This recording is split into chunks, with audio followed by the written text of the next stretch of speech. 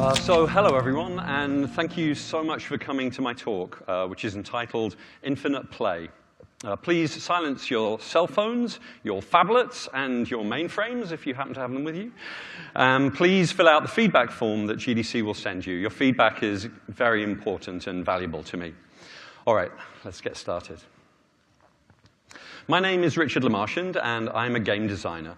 I worked in the mainstream of the video game industry for over 20 years, including an 8-year stint at Naughty Dog, where I was honored to have been able to work as either the lead or the co-lead game designer on all 3 PlayStation 3 games in the Uncharted series.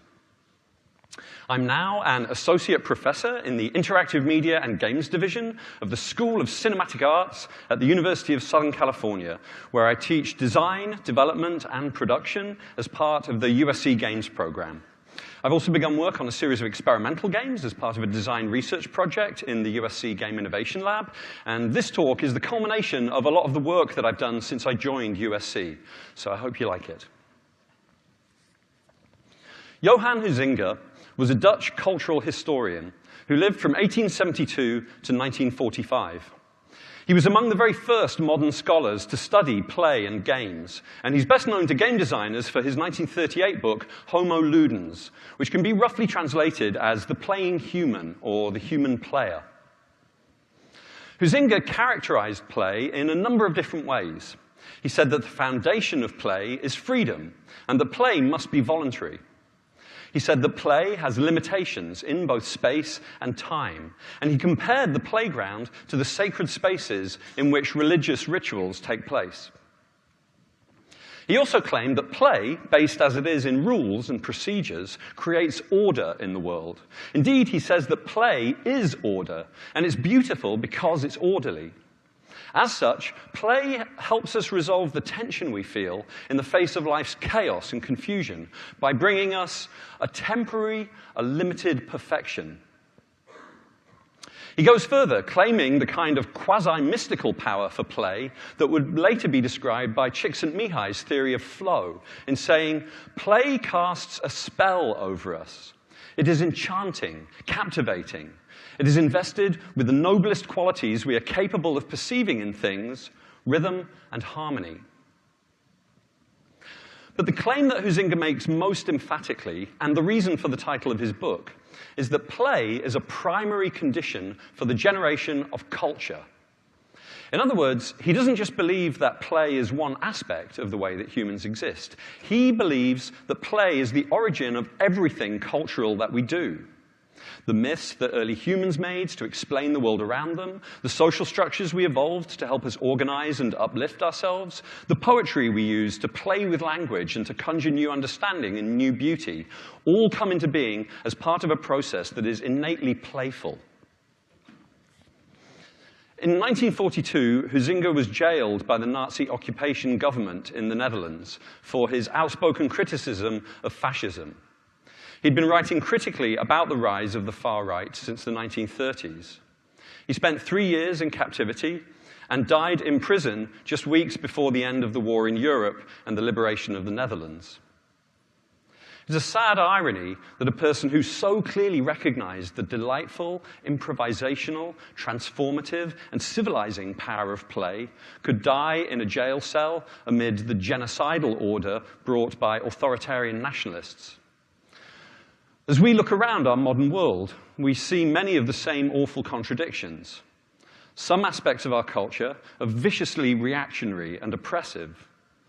And yet, here we are at GDC, surrounded by game creators who understand and appreciate human beings in all of their complexity and curiosity. In the worldview of Johan Huizinga, we, as game designers, stand unequivocally at the forefront of culture. The domain of our craft, human beings' playful urge to explore, inspect, deconstruct, strategize, and create, makes everything possible, from the sonnets of William Shakespeare to the Mars rover. We have the best jobs in the world. Today, I want to take a look at how we can make our wonderful jobs even better. In order to do so, I want to tell you about a revolution that has quietly taken place in game design over the course of the past 5 or 10 years. It's been led by a group of visionaries and relative outsiders to the mainstream of game design who have created a new pathway for the development of video games as both an art form and an entertainment medium. I'm going to talk about the play styles and game mechanics emblematic of this revolution, as well as some other aspects of the ways that they work that are more difficult to discuss. To help me do this, I'll bring in the work of a few people from outside the world of game design, people who were initially outsiders in their fields, but whose work we now see as vitally important contributions to human knowledge. And finally, I'll talk about the way that games can continue to live up to their promise as an art form in helping us discuss some of the most pressing and human issues of our day. So to get us started, let's talk a little bit about different kinds of games and play. Games are systems. With their foundational 2004 mechanics, dynamics, aesthetics model, Robin Hunicke, Marc LeBlanc, and Robert Zubek describe the rules of a game as producing complex and often surprising system dynamics when interacted with by players, who have emotional and phenomenological aesthetic responses as a result. The Harvard and MIT-trained biophysicist, Donella H. Meadows, was one of the pioneers of the field of system dynamics, whose domain of study includes very diverse areas like electrical engineering, geopolitics, and the ecosphere. And she writes in her book, Thinking in Systems, a Primer, that system dynamics are hard to observe because systems are always in motion. Any dynamic system is always changing, all the time. She describes the way that systems are governed by feedback loops, runaway feedback loops like the compound interest on a bank account, and stabilizing loops like a thermostat keeping a room at a somewhat steady temperature. She concludes that while systems often exhibit resilience, which is their ability to achieve stable, steady states, the same feedback complexity that produces that resilience can often lead to sudden, unexpected system collapses, like a stock market crash or a program freezing memory leak. The complexity, fluidity, and elusiveness of system dynamics are why we game designers have to playtest our games so much, to explore their possibility spaces on foot, as it were. In her book, Game Design Workshop, my friend and boss, Tracy Fullerton, the director of the USC Games program, outlines what she calls the formal elements of games. These include objectives, which are any short, mid, or long-term goals of a game, which she contrasts with the game's outcome, whether a game is won, lost, tied, or whether something else happens. Now, if the outcome of the game is that it can be won, lost, or tied, then that game is competitive. Poker, chess, basketball, cricket, StarCraft, and Johann Sebastian Joust all offer very different kinds of competitive play, and all of Tracy's formal elements are in place in these games. But what about games that are not competitive, in that they don't have an outcome where the player can be defeated or otherwise suffer a loss? Classic games like Will Wright's playful urban model, SimCity, Jaron Lanier and Bernie DeKoven's early art game, Alien Garden for the Atari 800, the Nintendo DS game, Electroplankton, by the contemporary artist Toshio Iwai, and of course Minecraft, which is an incredibly compelling example of a game with no ultimate possible outcome of permanent defeat, arguably until the story mode was added. Now, Tracy's conception of an outcome works well for these kinds of games too. There is still an outcome, but rather than being an outcome of victory in the face of possible defeat, the outcome is some kind of change of state in the player. Perhaps the appearance of new sensations, emotions, or ideas. By removing the element of competition against a preordained single-player win state or against another player, we often come to see the other parts of the game in a new light. In a 2007 book chapter, Without a Goal, on open and expressive games, the game theorist Jesper Juhl described how sim games like The Sims 2 and sandbox games like Grand Theft Auto San Andreas offer players a kind of self-expression through play that games with the pressure of a possible lose outcome usually do not. The Portal series also strikes me as offering players a similar kind of self-expression because of its sandbox flavor and its player-favoring design orientation. So for the rest of this talk, I'm going to borrow Jesper's use of the word open to talk about open play in open games that don't have an outcome of possible loss or defeat. Now, at the time I wrote this talk, there were 76 games on the Steam store tagged with the phrase walking simulator. You know the ones. They're the games that social justice warriors play.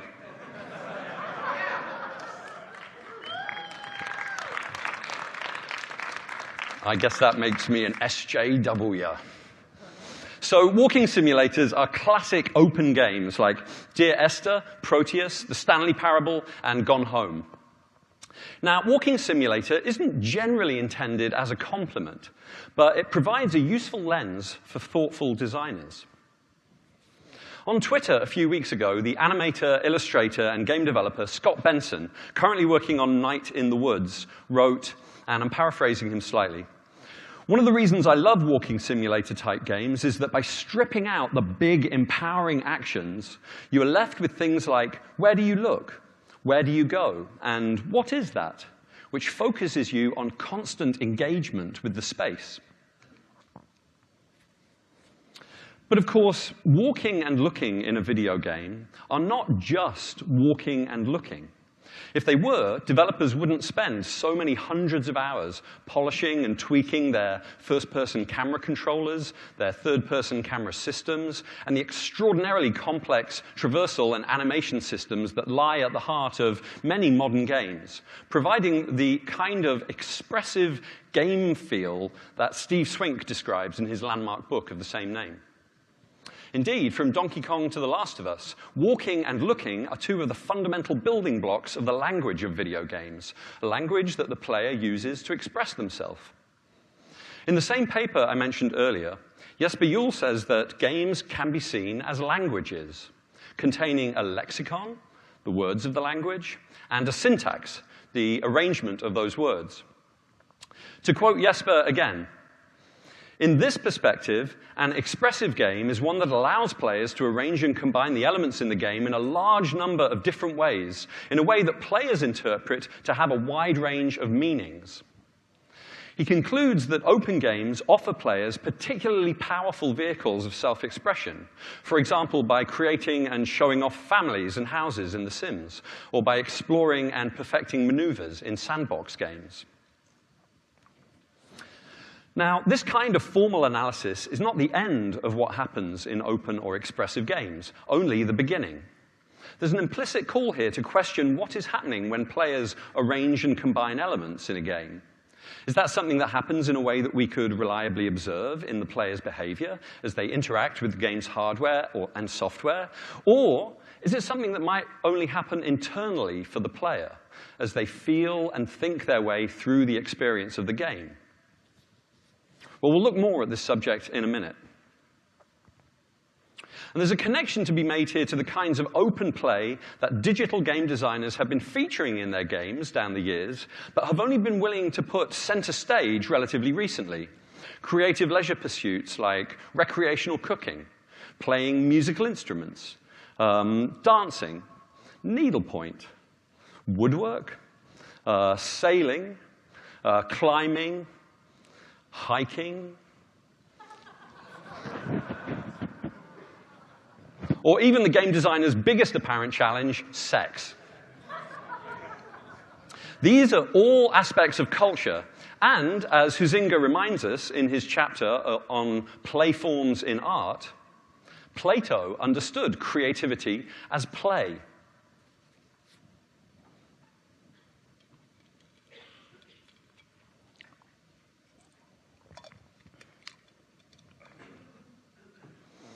In the same year that Jesper wrote his paper, game designer Daniel Ben-Mehi, the creator of Today I Die and Storyteller, first coined the term experiential games on his blog.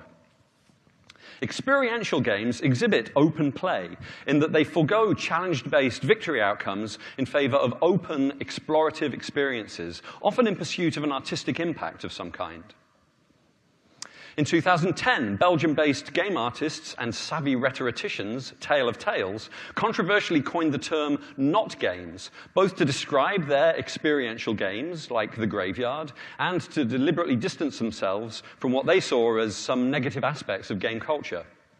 I'm on record as saying that The Graveyard is the game that inspired my work on Uncharted 2's experiential Peaceful Village sequence. Tracy Fullerton has used the term reflective gameplay to point at open play. Her 2007 installation game, Night Journey, was created in collaboration with noted video artist Bill Viola. Inspired by Bill's early black and white video work, Night Journey is a meditative, explorable environment that examines the universal experience of an individual's spiritual journey. And Tracy and her team at the USC Game Innovation Lab are now working on Walden, another reflective game inspired by the work of Henry David Thoreau with similar transcendental goals. In his 2006 book, Gaming, Essays on Algorithmic Culture, media theorist Alex Galloway uses the word counter-gaming to describe the mods and conversions made by game artists like Edo Stern and Catherine Neal. Like Jesper Juhl, Galloway points out the nature of games as languages with grammar and a poetics, and he calls for artists to create not just new grammars of visuality in games, but whole new grammars of action. And last fall, Fast Company writer Adam Bluestein coined the term deep games in an article about Robin Huneke's new studio, Phenomena. Adam talked about Robin's work on the experiential game classic Journey, Phenomena's forthcoming game Luna, and he also discussed Giant Sparrow's storytelling art game, The Unfinished Swan, and David O'Reilly's provocative, iconoclastic Mountain. Open, expressive, experiential, reflective, and deep. These words seem to be circling something that seems intuitively graspable, yet elusive and ambiguous at the same time. I've been thinking about this aspect of games ever since I played Yu Suzuki's 1999 walking simulator, Shenmue. Which, as Twitter user Roran Stell pointed out, might be the experiential game from which all others spring. As Scott Benson mentioned, when we leave behind the big empowering actions that we associate with the struggle for victory, other interesting things emerge. Now, some game designers and critics use the word content to refer to the audio and visuals of games. And through this lens, we might see some of the open games we've been discussing as a kind of content delivery mechanism. Now, I have a problem with that, but I'll set it aside for a moment. Certainly, open game creators have consistently shown that when artistry is deployed with sensitivity and nuance in a game space, the results are very powerful. Bill Viola's video works are as impactful in the navigable spaces of Night Journey as they are in the galleries of New York City's Museum of Modern Art. Jessica Curry's music, Dan Pinchbeck's script, Nigel Carrington's voice, and Robert Briscoe's visual art combine to sublime effect in Dear Esther. In this sense, open digital games are what I and many others have been claiming for them for years, a kind of metacultural form which can possibly draw from the language of every other cultural form ever to have existed. By focusing on tone and texture, exploration and expressivity, these kinds of mechanics seem to be able to draw out emotions and moods that other games might struggle to access. As Dan Pinchbeck said to me recently in an email, people have a limited amount of things that they can do in any given time frame.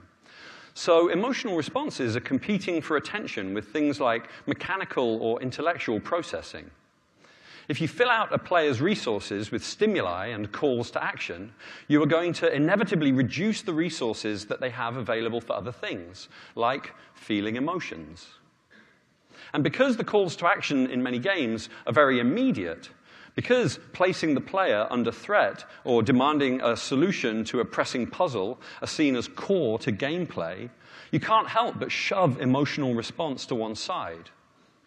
What we've seen in the last few years is more and more games simply giving those emotional responses the time and space that they need to occur.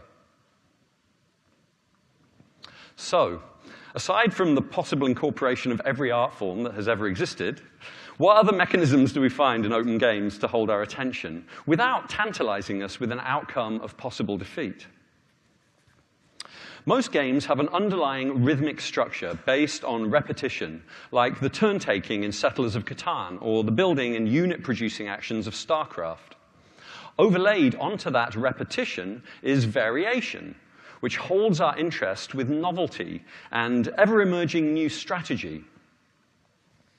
This is the thinking behind Halo designer Jamie Griesmer's famous 30 seconds of fun, where a repeating pattern of run, stop, pop, shoot FPS gameplay is overlaid with endless variation, producing the games that we know and love.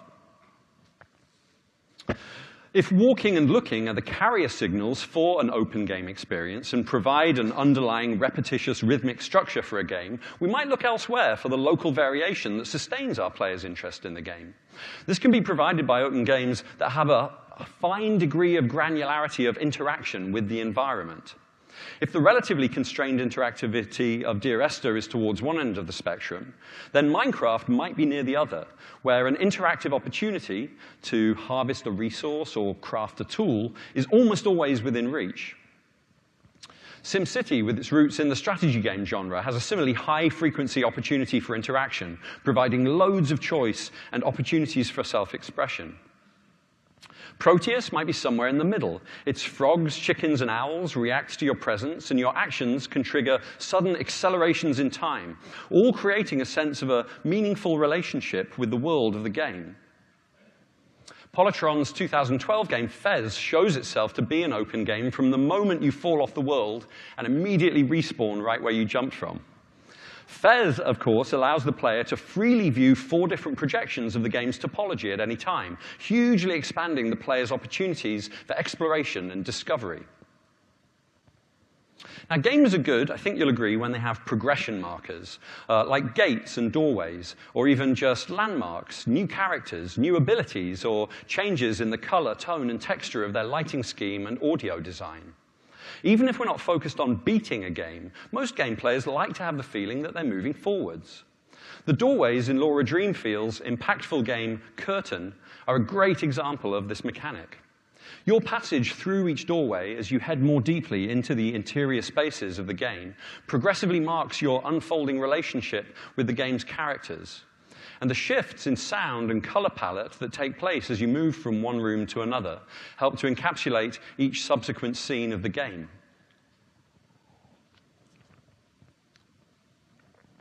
Some of the best open game mechanics are both expressive and have utility. The shout system in Journey gives players an elementary tool to express joy, loneliness, or searching, and at the same time gives players a simple channel of communication. Caitlin, the player character of the Fulbright Company's Gone Home, will carefully put objects back on a shelf if she's looking at the place where she originally picked them up from, but she can toss them away into the corner of the room if the player chooses that that's what they want to express. Now, all these mechanics make sense in the context of the objectives or goals that Tracy lists as a formal element of games. Just because a game does not have an outcome of possible defeat does not mean that it can't have a multitude of short-term, mid-term, and long-term objectives, of course. Seen in one way, human beings are goal-making machines and are constantly searching their environments for possible objectives that they might work towards. Screenwriting gurus like Robert McKee and Frank Daniel encourage storytellers to see their characters through the lens of their goals and how they struggle to attain them. The way that players set goals for themselves can even draw them into flow states, a phenomenon described by Csikszentmihalyi that I spoke about in my GDC talk in 2012. So one last point that I want to make before we move on is that as game designers, when we deconstruct a game to its mechanics and interactions, we often miss their subjective aspects. These are the poetic, the literary, or the ineffable qualities of a game that are, in a way, devices of our hidden inner lives, hard for us to identify and decompose because, well, for many reasons, but for a long time in the games world, we've lacked much in the way of language analogous to that of the literary critic, the film critic, or the art critic. Speaking as a designer who knows that a small change in the way that a mechanic is audio-visually depicted can lead to an enormous change in the way that the mechanic is perceived and used, I've never been very comfortable with setting up any kind of dichotomy between mechanics and content. If the door were a different color, you might not see it anymore, and so couldn't interact with it. When you change the sound effect connected to an input, the game feel changes. Conversely, the changes that you undergo when you look at a painting or hear a poem can have something of a mechanical character to them, especially through the lens of a perceptual psychologist, a social scientist, or a literary critic. In her essay On Style, the American writer Susan Sontag discusses the impossibility of separating the form of an artwork from its content. She says, and thanks to the game critic Brendan Keogh and designer Naomi Clark for bringing these quotes to my attention, art is not only about something, it is something. A work of art is a thing in the world, not just a text or a commentary on the world. An approach which considers works of art as living, autonomous models of consciousness will seem objectionable only so long as we refuse to surrender the shallow distinction of form and content. So artworks are like mirrors for our consciousness. They might even seem to be alive because we bring them to life each time we approach them. Great art often appears differently to us each time we encounter it because we ourselves are constantly changing. Philosophers of language have argued for a long time now that language is not separate from the reality that it describes, and that the meanings of words do not come to us from a kind of mental lookup table or dictionary. The philosopher Ludwig Wittgenstein helped revolutionize linguistic philosophy, and indeed the whole of Western thought, by arguing in his 1953 book, Philosophical Investigations, that meaning in language is produced by nothing less than games. Wittgenstein used the term language game to refer to the way that words gain their meanings from the informal and often unpredictable games that we play with them, as we use them in different contexts and to accompany different action. The rules of these games are not fixed, but are in a constant state of flux as we play around with words in speech and writing, finding useful, impactful, or delightful new ways to use them, while at other times deciding to stop using them in certain ways. For example, the word tweet has changed its meaning enormously in the last few years because we started playing a new kind of language game with it. We've played the new game so vigorously that the old meaning of the word has all but been eradicated. The meaning didn't change because someone changed it in the dictionary. It changed because we started playing a new set of games with it. Wittgenstein's theory, that words gain meaning from the way we play with them, has tremendous explanatory power once you start using it to look at the ways that language drifts and mutates over time. And it explains why, despite attempts all down history to corral it, language cannot be governed or managed by anyone but those who enthusiastically use it. The linguistic philosophy of Wittgenstein and people like him has been so impactful that many philosophers believe that our very ability to think in the way that we do is predicated on our ability to use language. So play is not just happening in the systems of number, space, and logic in our games. If, as Jesper Juul claims, games are themselves languages, and if the linguistic philosophers are right, then our ability to understand and reflect upon the meaning-producing mechanisms of games is inexorably intertwined with a whole other set of games that we're playing, with every utterance that we make, every word that we type, every emoji that we send. The ways that games get their meanings will never be easily reducible to a simple set of game design aphorisms. That's not to say that formal analysis isn't useful and important. It is. We should just bear in mind that there are other useful ways for designers to deconstruct and understand their work. Fortunately, a new generation of critical voices has emerged who both appreciate games and know how to write about the meaningful interior experiences that they shape. Writers like Lana Polanski and Kara Ellison, perhaps respectively the Joan Didion and Lester Bangs of game criticism, are emblematic of the fresh air that has been blasting through games writing in the past 5 years. While CriticalDistance.com aggregates the best of new games criticism each week, and Zolani Stewart's Arcade Review magazine publishes great writing about experimental games. As Lana Polanski reminds us in her Bit Creature essay, Playing with Words, reading in itself is an interactive conversational process. We need to be active readers, not just to try to parse the work's intended or accidental meanings, but to develop our own insights about what those meanings signify. Anyway, now that we've established some characteristics of open games and seen some of the ways that they work, let's look at the work of a thinker from outside the world of games who might help us get some additional perspective on the value of open play.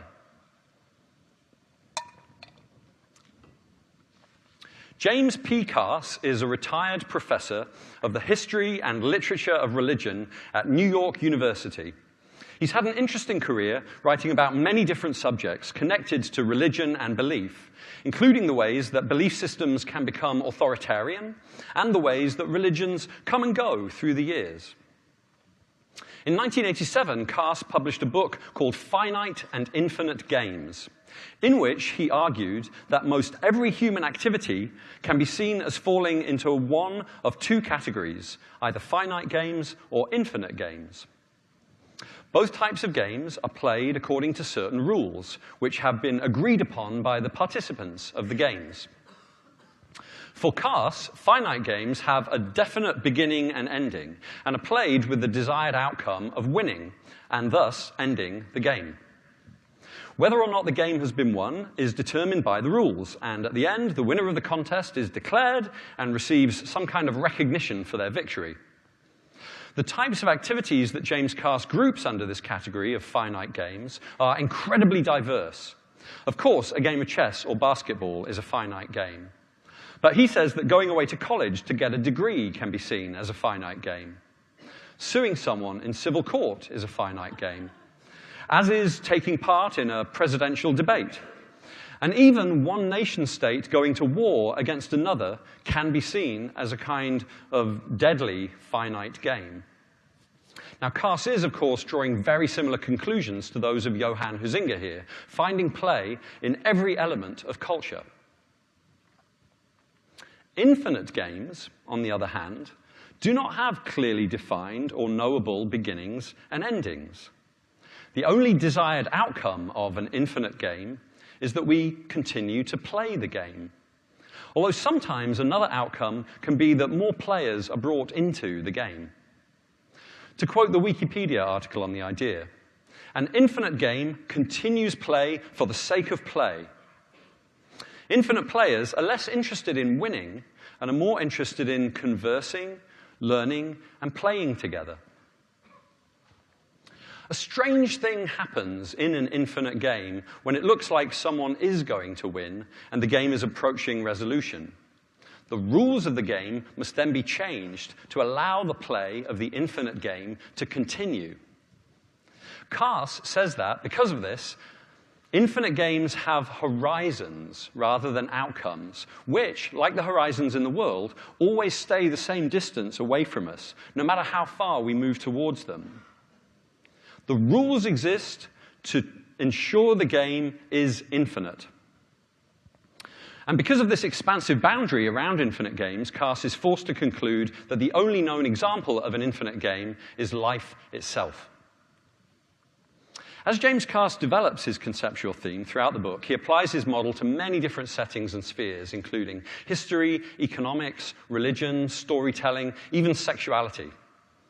For much of the book, Carse seems quite careful to describe finite and infinite games in ways that are somewhat neutral relative to one another. He seems reluctant to put infinite play above finite play, despite the clear transcendent leanings that infinite play has. He constantly reminds us that we are all players of both finite and infinite games. However, as the book progresses, Carse characterizes the actions of what he charmingly calls infinite players in an increasingly positive manner, in terms of the way that they act, communicate, and relate. He points to the fact that finite games usually end in the winner seizing power, property, or even gaining the ability to temporarily silence the loser. When this happens, the play ends and the conversation stops. And when it does so, both winners and losers have lost something. By contrast, infinite players value conversation, participation, and learning above all else. Cast continually returns to the idea that infinite players want to keep the flow of the play moving, preferably drawing more and more people into whatever they're doing, and hence keeping the conversation advancing. Cast says, finite players play within boundaries, infinite players play with boundaries. The more I read of Cast's book, the more connections I found between his idea of the infinite game and the kinds of open games we've been discussing. Games with no desired outcome other than to keep playing, and games as languages, as Jesper Juhl describes. As Lana Polanski pointed out in her essay, The Customer is Often Wrong, games are conversations. Even when we play a single-player game, we're in dialogue with ourselves, with the game's designer, and ultimately with the whole of culture. She asks us to consider, what is the game saying to you? What is it asking of you? Do you accept this? Are you listening? Anyway, I think James Cast's book, Finite and Infinite Games, is great. There's a sequence in there on the subject of theatrical and dramatic games. Theatrical and dramatic play. Cast associates theatrical play with finite games and with a lack of choice on the part of the player. He says that theatrical play unfolds according to some kind of preordained script and is intended to lead towards a particular conclusion, whereas dramatic play is enacted in the present, largely or completely free of preordained scripts, with a very high granularity of moment-to-moment choice. This type of play is a living drama, incredibly rich, often elating or terrifying, but engaging the player in a state of complete presence and agency in the world. Now, hopefully, the ears of the game designers among you interested in various kinds of narrative play have pricked up at this point. I'm a game designer who's worked on storytelling games with highly scripted structures, and I think that games with preordained stories can be really wonderful.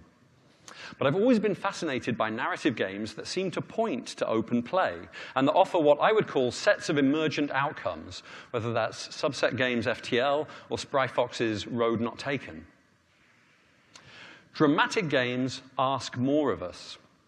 We can find connections here to role-playing games, from Dungeons & Dragons to the serious, literary, interactive games of Nordic LARP.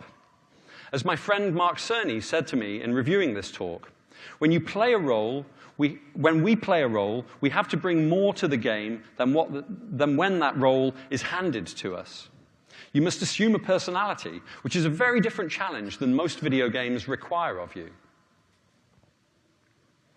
On the subject of surprise in games, James Cast says that while finite players do everything that they can to avoid being surprised while they're playing a game, since they're always trying to perfect their strategy by predicting every possible outcome, infinite players are not only prepared for surprise, but welcome it. For example, chance is an ancient component of games. For a while there, the designers of digital games, competitive games especially, were seeking to eliminate chance from their games in pursuit of balance and fairness. But chance is currently making a comeback from board games and card games to roguelikes and puzzle games. Maybe by embracing chance, we're accepting an invitation to see the world and ourselves with fresh eyes. Cast says, to be prepared against surprise is to be trained. To be prepared for surprise is to be educated. Think on that distinction for a moment. Many gamers, myself included at times, love to vaunt how the games that they've played have prepared them to solve problems and to defeat their foes. But what if games have trained us to react inappropriately to situations that we only imagine that we recognize? In the summer of 2012, the Malaysian game designer Shern Chong shared one of his ideas about first-person shooters with me. He believes that game mechanics tend to train us into mindsets that we carry with us into daily life. And he's concerned that most first-person shooters teach one to dominate by reflex. So to immediately react to a new stimulus by negating it, without stopping to consider whether there's another course of action. This might mean that when we have a disagreement with a friend in our lives, we may have been entrained to only see it as a battle of wills that must be won by being forceful in word or deed.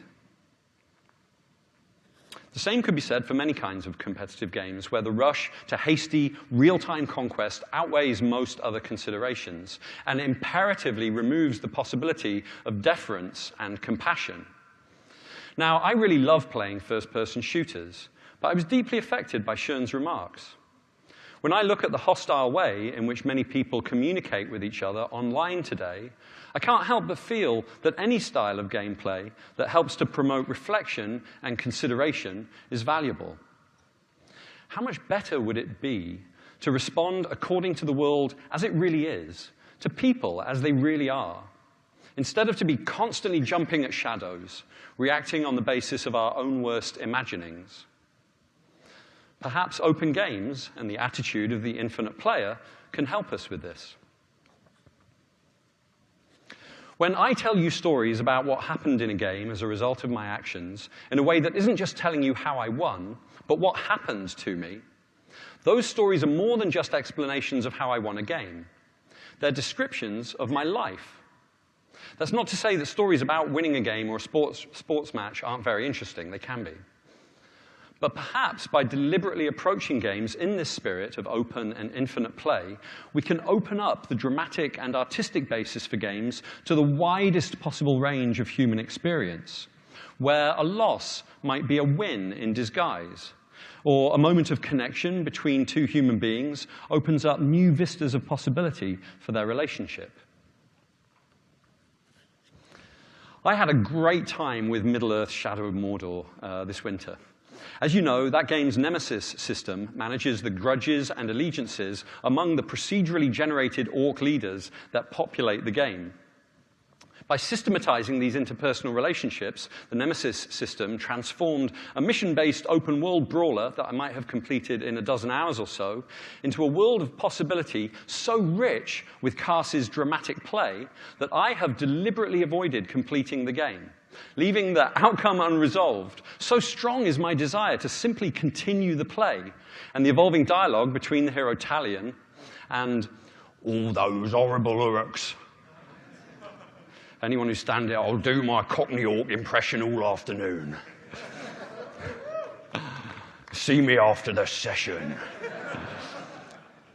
What does it mean that I choose to do this? Have I discovered something infinite embedded in the mechanisms of this game? Thinking about play that de-emphasizes the outcome of a game in terms of loss or victory has already yielded great results in the form of a video game of the year. In the late 1960s, the game designer, author, and theorist Bernie DeKoven began working on games for kids designed to facilitate learning, self-expression, and social empathy as part of the school district of Philadelphia. He later became involved with the New Games movement, designing games that encouraged people to play in a way that is friendlier and more cooperative. You've probably played some new games at summer camp or in gym class. One example is Earthball, where two teams bounce a massive ball in the air back and forth along the length of a field. Like James Cars's Infinite Game players, the objective is not really to score a goal at one end or the other, but to keep the ball in play as long as possible. When the ball gets close to one end of the field, players will often spontaneously switch teams to bat it back in the other direction, sustaining the play and all of the fun that comes with it. This kind of game is emblematic of Bernie's design work and thinking, and you can read more about his ideas in his book, The Well-Played Game. Those ideas, along with those of Fluxus artists like Yoko Ono, directly inspired a 2007 academic paper called Sustainable Play Towards a New Games Movement for the Digital Age by Celia Pierce, Tracy Fullerton, Janine Frone, and Jackie Mori. The paper urges digital game makers to take inspiration from Bernie and his peers in the New Games movement, to focus on new ways of playing in order to bring humanism, inclusivity, and trust back into games. While working on the paper, Tracy was also helping a team of students at USC to make a game called Cloud, inspired by Bernie DeKoven's principles. That team included Genova Chen and Kelly Santiago, who would go on to found That Game Company, and revolutionize the game industry in 2012 with Journey, which won countless awards, including Game of the Year in both the DICE Awards and the Game Developers' Choice Awards. Journey seems like an open, experiential, and infinite game. While the outcome of the game, reaching the end, is an important part of Journey, the game strips away every mechanic that could interfere with the experience of meditative travel through a forbidding landscape, in the company of a stranger with whom we come to form a deep and meaningful emotional bond. The point of the game is not to win. As in life, it's about the journey, not the destination. Now, Journey didn't happen by accident or by following some fanciful muse in an unknown direction. It happened because a group of intelligent, creative people deliberately, methodically worked their way towards a particular goal. More and more game designers are choosing to do this, using the progressive design practices of people like Tracy Fullerton and the guys of the Experimental Gameplay Project, and by adopting the humane, fruitful production processes of agile development and Cerny method. You can do it too, if you choose.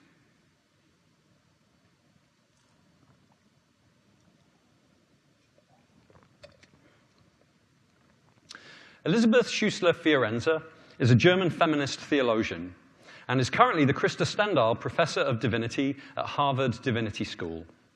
In 1992, she coined the term kyriarchy, meaning rule by a sovereign, to describe her theory of the interconnected, interacting, and self-extending systems of domination and submission in which we are all enmeshed. According to her theory, any individual might be oppressed in some relationships and privileged in others. In other words, we're all of us caught in systems in which sometimes we're the oppressor and sometimes we're the oppressed. The concept of kyriarchy hence has very great explanatory power, since it encompasses sexism, racism, homophobia, transphobia, economic injustice, and environmental issues, as well as any situation in which the subordination of one person or group to another is internalized and institutionalized. People in games, just as in culture at large, have been showing renewed interest in civil rights and human rights in the past few years, as we've all come to understand that, despite the progress made in the last century, we still all face significant problems due to various kinds of structural and institutional injustice. I think the fact that discussions about things like kyriarchy are showing up in the mainstream of political discourse is a sign of progress and growth. But the quests to bring justice to those who have historically been denied it, and to give voice to those who have been silenced, are clearly among the most pressing ethical and moral issues of our day. Games are systems. As Eric Zimmerman proposed in his Manifesto for the Ludic Century, the systemic complexity of the 21st century, with its globalized economy and telecommunications networks, might mean that games are the ascendant cultural form of the next century, and maybe in perpetuity. Kyriarchy is an overlapping, intertwined system of subsystems. As one group puts us down, so we put another down, and onwards and onwards. Systems of injustice, like any dynamic system, are hard to change. They're full of feedback loops that make them resilient, and when we try to intervene, they're prone to collapse, creating even greater tragedies than existed before. Kyriarchy might even be a kind of horrible, infinite game, played with no outcome other than suffering and its own continuation. Then what better cultural form to describe, discuss, and maybe one day help dismantle a system as human and as complex as kyriarchy than games? In their 2009 paper, Anxiety, Openness, and Activist Games, a case study for critical play, Mary Flanagan and Anna Lotko note that games are uniquely well-suited for representing and discussing systems of rules that can't clearly be seen by observing single events. Vi Hart and Nikki Case's brilliant playable post, The Parable of the Polygons, which was released late last year, illustrates this principle incredibly well. If you play just one game after hearing this talk, then make it this one. At the conclusion of Without a Goal, Jesper Juul says, games without enforced goals will not replace the classic goal-oriented game, but they open for a wide range of new player experiences. This is the new style in video games, and an illustration of how contemporary games are becoming something new and unique, open and expressive. It's good to make games that are only for entertainment. We need games that are solely for entertainment. But if games are an art form, as New York MoMA, the National Endowment for the Arts, and the Supreme Court of the United States seem to think that they are, then it's only right that we game creators make work that clearly shows the reality of the world as we find it, and that refuses to participate in systems that perpetuate oppression and injustice. We're all of us always playing both finite and infinite games. We human beings are dynamic systems. We are not objects, but processes. Not nouns, but verbs. We're always in a state of flux, constantly changing, constantly becoming new. So too are the cultural forms that we create as we play. Games cannot remain as they have been, because games are defined by constant change. James Carse again, one more time. As in the Zen image, we are not the stones over which the stream of the world flows. We are the stream itself. This ceaseless change does not mean discontinuity. Rather, change itself is the very basis of our continuity as persons. Only that which can change can continue. This is the principle by which infinite players live. Infinite players do not rise to meet with arms. Instead, they make use of laughter, vision, and surprise. There's a growing audience for games designed with adults in mind, people with mature taste and limited leisure time. The successes of the games I've mentioned today make that clear. Just as it was in the last decade with the rise of social and mobile games, indie games, and art games, so the next 10 years are going to bring countless new revolutions in game design. The sources of these revolutions will be found in unexpected places. If all human culture originates in play, then all human culture can inform game design. Play is planning, and play is dreaming. Play is practice, and play is fate. Play is power, and play is identity. Play is a pastime, and for us, play is a vocation. Play is progress. Play is very diverse. I hope that this talk has given you at least a few surprising new ideas for infinite games that you guys want to make and play. Thanks very much for your time.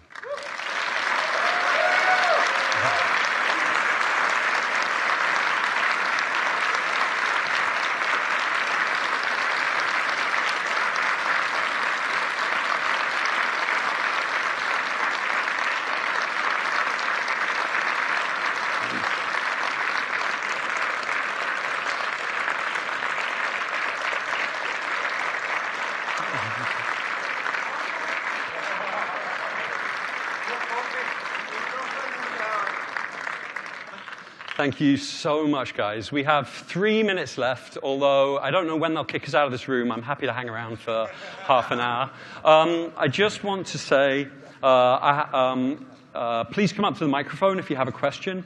I owe a huge debt of thanks to Frank Lantz, whose brilliant talk, Hearts and Minds, at GDC 2014 directly inspired me to write this talk.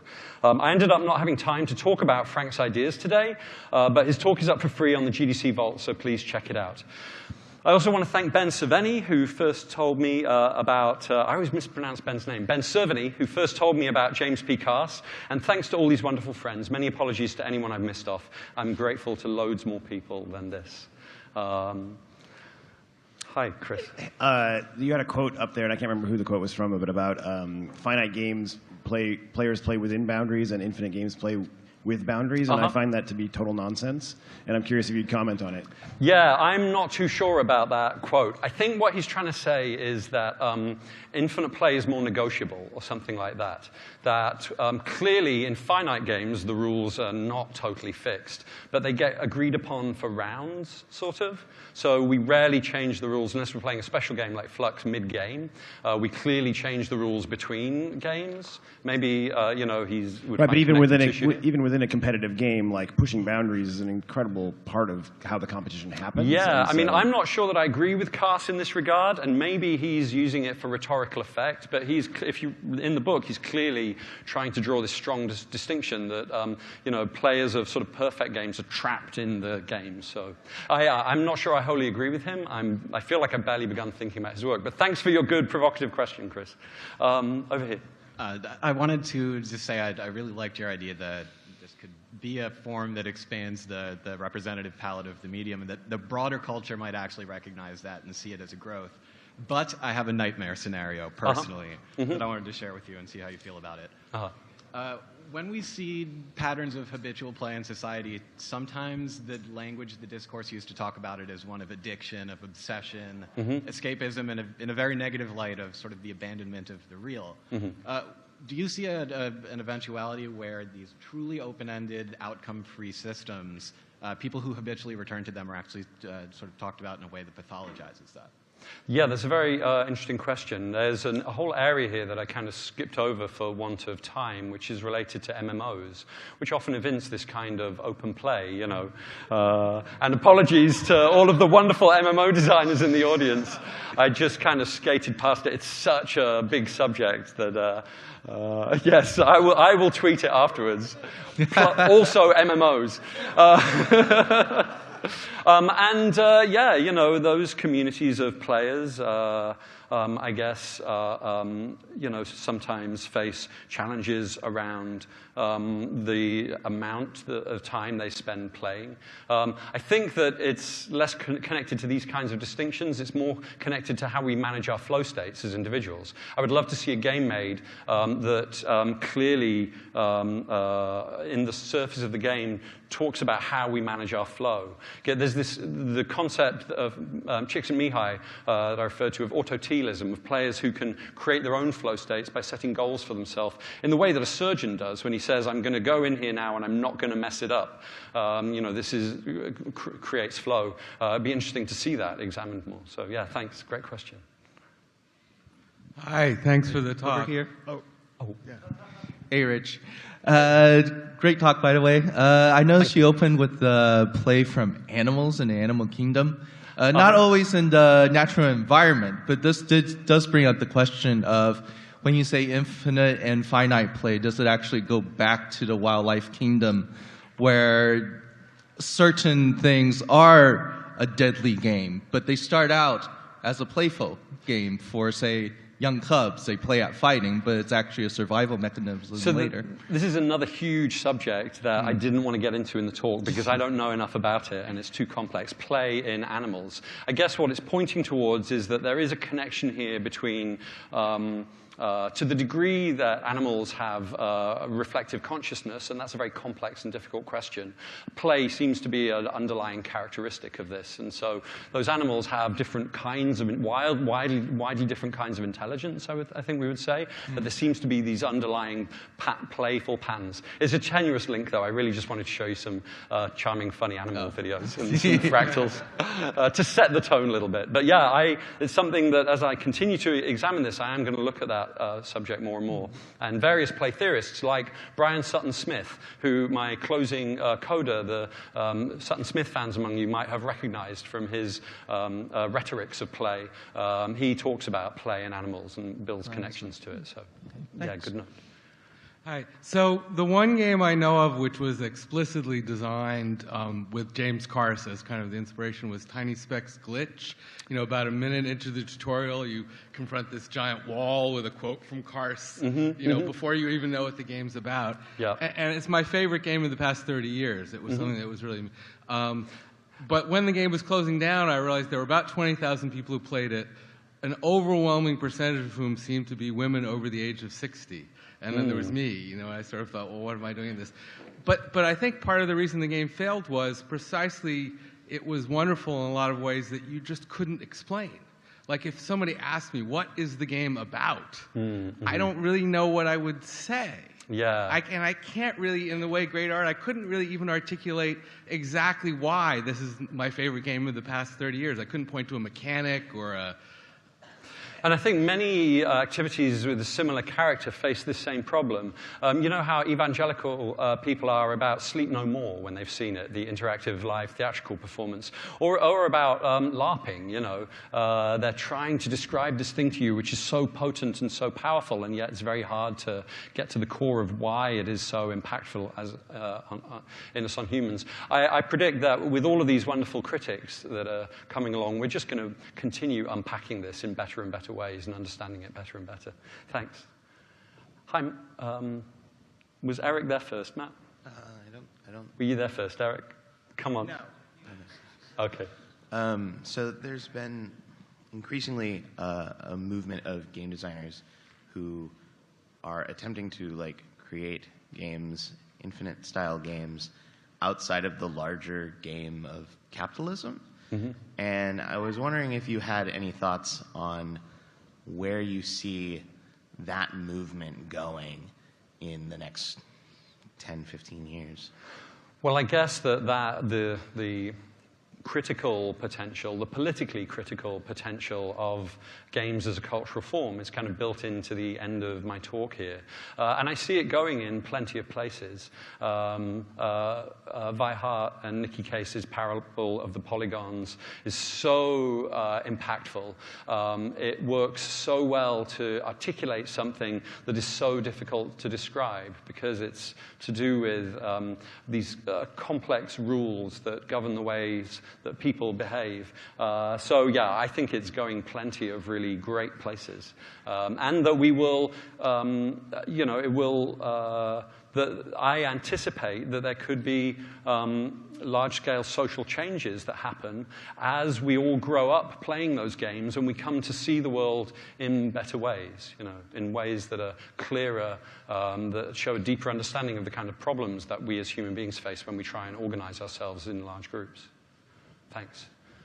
Hey, Richard. Thanks for an excellent talk. Really well-structured, beautifully presented, lots of great ideas in there. I wanted to propose an alternate reading of Finite and Infinite Games to see what you had to say. Yeah, bring it on. What if Finite and Infinite Games as a book is the enemy of games? And the reason why I would say that is because if you actually read through the book, you do have this experience of what's he talking about? Oh, which category is better or worse? Where is he going? And by the end, you realize, really he's not talking about games. The infinite game is life. And games, the things that we all play and love, whether or not they're more traditional classical games or more experimental interactive experiences, those are the straw figures that he knocks down. In order to elevate everything which is beyond, something which is, that he puts in that category. And he does this. There's the good category and the bad category. There's the bad stuff of the finite games and the good stuff of this. But really, all of the things that all of us grew up with playing and love, all the things that we create, he would certainly put in this category of finite games. But I'm not sure that he's doing that, is he? Because he's very clear in constantly valorizing finite games to various degrees. I don't know that he does really put them down in that way you described. I think that's the rug he's pulling out from under us. I don't know. That's the lure of the, a few weeks ago, somebody explained to me a little bit more of Frank's ideas around this subject. And they said that Frank has this sort of integrative approach and that thinks about the way, and correct me if I'm attributing you, Frank, that, there is a sort of finite game around a game like, and there's an infinite game around the individual finite games of, say, poker.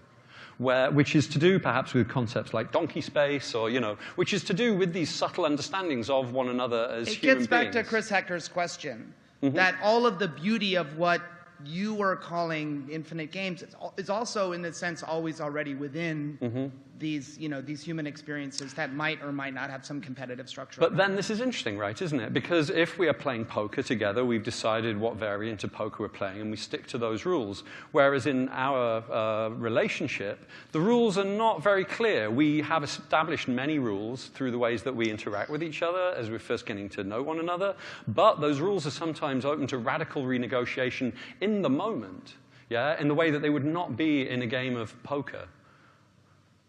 Well, it depends on where you're drawing the frame for poker. Actually, poker's one of the best examples of player-modded games, right? I mean, before Texas Hold'em took over and became solidified, the idea of a poker night was, I'm dealer now, I'm declaring Jack's wild. I'm, letting us draw 3 instead of 2, right? So poker actually is one of the most moddable games. Yeah, and that's just in the tightest frame of a single game of poker, let alone the cultures of poker, et cetera. So what I would like to propose is, I think that I think in a sense it might be dangerous to, in other words, we're a little bit shitting on what's beautiful about games in order to elevate something else and not to let go of... that was not my intention.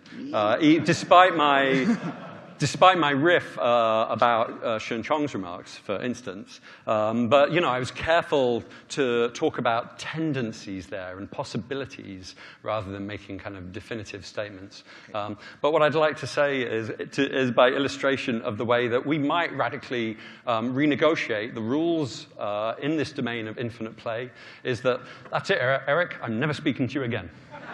Nice. Mission accomplished. Thank you, Richard. Touché. Great talk. Thank you, Eric.